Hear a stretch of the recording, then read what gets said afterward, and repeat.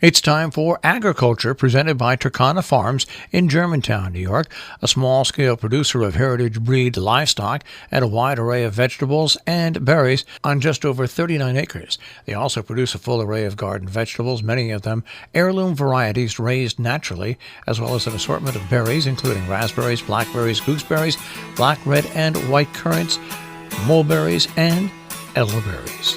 And now, here's Mark Scherzer. What does one say about life on the farm when the world surrounding it seems so fragile and out of control? The farm has always been my psychological refuge, and by retreating here this week, I've enjoyed a sense of relatively greater physical safety than I had in the city in these pandemic times. Though being here offers great comfort, the realities are such that it does not erase the sense of foreboding. Being just at the beginning of a cataclysmic process that will affect everyone, and is so full of uncertainties, one searches for signs of hope. We've had some such signs today. One friend who's been fighting the cough and other symptoms associated with COVID-19 at home on his own reported feeling considerably better. My friend Eric just learned that a friend of his, who has been in the ICU in a hospital in Perth, Australia since his return there from New York last week, has stabilized. His numbers are improving, and he is communicating with his worried friends here. And in the life of the farm, there is hope as well. This morning, Beignet, one of the twin lambs that Theodora gave birth to yesterday, was standing pertly next to his sister, Susette, small and skinny compared to her, but holding his own and reaching for Theodora's udder.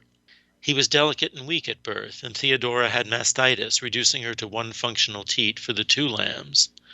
Susette was dominating that teat. Beignet seemed at high risk, but now also seems to have turned the corner.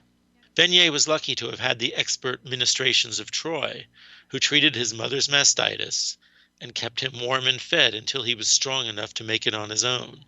And Eric's friend similarly benefited from expert professional care in Australia, where there is universal health coverage and a sound strategy in place to respond to such emerging threats.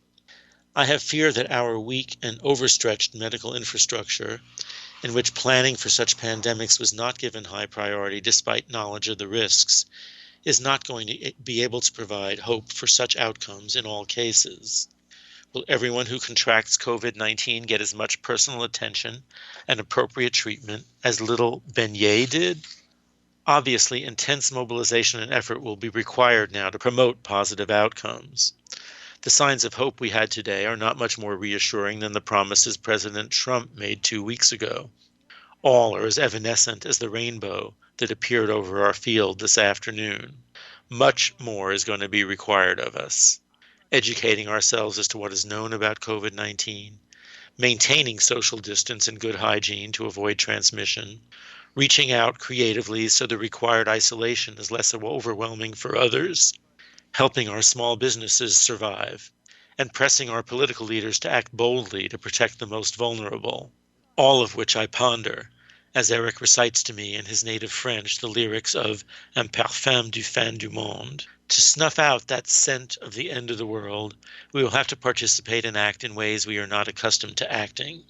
We're not living here like it's the end of the world. We're enjoying the evening meal together. We're delighting in watching Eric's dog Lily get to know all the animals on the farm, including resident pooch Esperanza. We're taking long walks with little fear of exposure. I recognize that it's a privilege to go through a semi-isolation with family, Troy and Victoria, and with my friend Eric, in a bucolic setting where social distancing is not really a challenge. But I recognize too that we have a corresponding obligation to produce food at a time when it may become scarce, to do it safely, and to make it available, especially to those who find themselves in need. We each need to consider how we can play a productive role. Along with self-protection should come self-reflection. Dis, m'en veux surtout pas si ma chanson a un parfum de fin du monde. Dis, on se reverra un café désert, sans les cafés les gars, comment faire pour se retrouver demain? C'est ça. Agriculture is underwritten by Turkana Farms, LLC, a small-scale producer of heritage-bred livestock and a wide array of vegetables and berries on just over 39 acres in Germantown, New York. More information, 518-537-3815.